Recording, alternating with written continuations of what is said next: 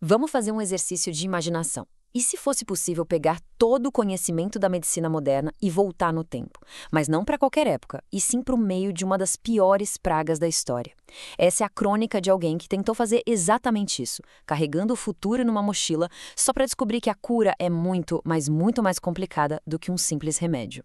O cenário é o seguinte: Inglaterra, ano de 1348. A peste negra está varrendo o país. É um tempo de desespero absoluto, com carroças de corpos nas ruas e um medo que dá para sentir no ar. É nesse mundo brutal, quase apocalíptico, que surge uma figura completamente fora de lugar. Alguém que parece ter saído do futuro. Então, essa pessoa chega, com luvas, equipamentos estranhos e uma mochila cheia do que parecem ser maravilhas. Para os moradores da época, aquilo não é ciência, é claro, é magia, talvez feitiçaria. Uma promessa de salvação que ninguém ali consegue entender, mas que todo mundo precisa desesperadamente. E as coisas acontecem numa velocidade impressionante. No primeiro dia, a chegada. No segundo, o primeiro contato com uma jovem à beira da morte. O viajante oferece uma pílula. E no terceiro dia, o inacreditável acontece. A febre some, a garota está curada. Em 72 horas, o futuro mostrou um poder que para eles só podia ser divino. Mas aqui tem um detalhe fundamental: a percepção. Quando o viajante entrega aquele comprimido, as pessoas ao redor não enxergam um remédio. Para eles, aquilo é um gesto de compaixão, um último consolo para quem está partindo. A ciência era tão avançada, tão alienígena, que foi confundida com um simples ato de bondade. Só que a cura da jovem muda o jogo completamente. A notícia se espalha como fogo. O que era visto como um ato de consolo, de repente é aclamado como um milagre. Nosso viajante se torna um símbolo de esperança, e uma clínica improvisada surge do nada para dar conta da multidão que aparece.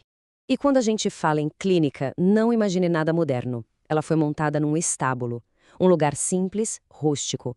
Mas lá dentro, além de muito suor, tinha algo que a peste tinha matado há muito tempo: esperança. O trabalho era dia e noite, uma batalha constante contra a morte, mas com armas do futuro. E o resultado, no começo, foi espetacular. Dezenas de vidas salvas. Pessoas que estavam condenadas, de repente, estavam de pé, vivas. A reputação do viajante explode. Não era mais uma pessoa, era uma lenda, um milagreiro. Mas a gente sabe que nenhum milagre dura para sempre. Ainda mais um que depende de uma fonte limitada. E é aqui que a história dá uma guinada. Aquele sucesso todo começa a apresentar problemas, e a realidade dura da Idade Média começa a se impor sobre a promessa do futuro. Essa é a pergunta que fica no ar. O que acontece quando o futuro acaba? Porque a mochila, aquela fonte de milagres, não era infinita. Os antibióticos estão acabando, e não tem como produzir mais ali. O futuro, no fim das contas, era um recurso bem limitado. O choque cultural fica evidente. De um lado, o viajante tenta explicar sobre germes, sobre a importância de lavar as mãos, a lógica da ciência. Do outro, uma população que pendura alho nas portas e que, simplesmente, não consegue ver a cura como algo separado do poder de Deus. A fala do padre local resume perfeitamente o conflito. A mentalidade da época não consegue absorver uma explicação científica para um milagre daquele tamanho. E a pergunta dele é fatal. Se esse poder não vem de Deus, vem de onde? E é aí que a semente da desconfiança é plantada. E assim a gente entra na conclusão trágica dessa história. O conhecimento, que um dia foi uma bênção, rapidamente se torna uma maldição.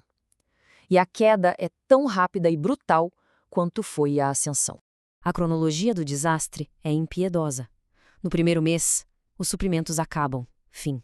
Não tem mais milagre. No segundo mês, a peste volta a matar. As mortes retornam e talvez de uma forma ainda mais cruel, porque por um breve momento, aquelas pessoas conheceram a esperança. E a percepção das pessoas vira de cabeça para baixo. A gratidão se transforma em ressentimento. A esperança vira acusação. Os mesmos olhos que antes viam um salvador, agora veem um farsante. Ou pior, a pessoa que talvez tenha trazido o mal de volta.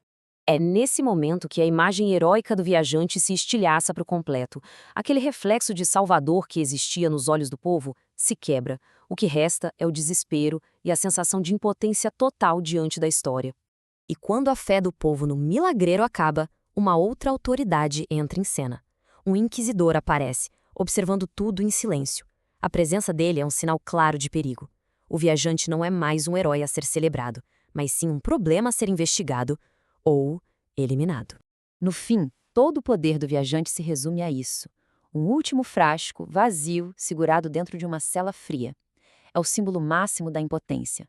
A promessa do futuro se esgotou, e o que sobrou foi só o silêncio e a frieza da realidade medieval. E é ali, na solidão, que a grande lição é aprendida da forma mais dura. Medicina não é uma mochila. Não é só um kit de ferramentas e pílulas que se pode carregar. É todo um ecossistema. Um sistema que precisa de conhecimento, de infraestrutura, de educação e principalmente de aceitação cultural. E no final ficamos com essa reflexão. Essa história toda nos força a pensar sobre a natureza do progresso. De que adianta ter a cura, a resposta, se a cultura ao redor não está pronta para entender ou para sustentar essa resposta? Fora de contexto, o conhecimento pode acabar sendo tão inútil quanto a própria ignorância.